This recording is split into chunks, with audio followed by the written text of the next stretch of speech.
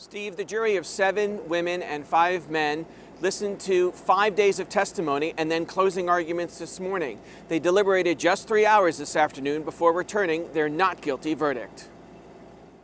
Sean Purvis hugged his attorneys after the verdict was read, and outside court, Purvis had tears of relief in his eyes. I feel vindicated. Prosecutors had argued Purvis flouted safety rules requiring roofers to wear harnesses when they're 6 feet off the ground. His half-brother, Alan Loinian, was 20 feet up when he fell to his death from a Portland home in December 2018. Sean Purvis knew that his crew, including Alan, was not wearing fall protection on the day of Alan's fall.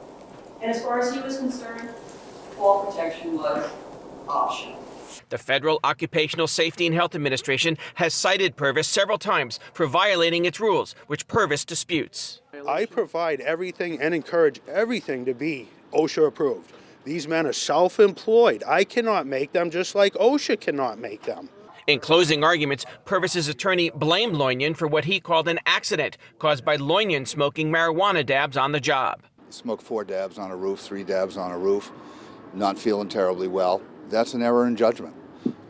He had smoked a lot of marijuana in his life, and he overshot where he wanted to be. I asked Purvis if he had any second thoughts about not requiring roofers to wear safety harnesses. It's up to them, as the jury decided. They are self-employed. We live in a free country. Is there no self-accountability? I mean, really, he's 30 years old. If he wants to get on a roof and smoke dabs and not wear a harness, I'm not his keeper.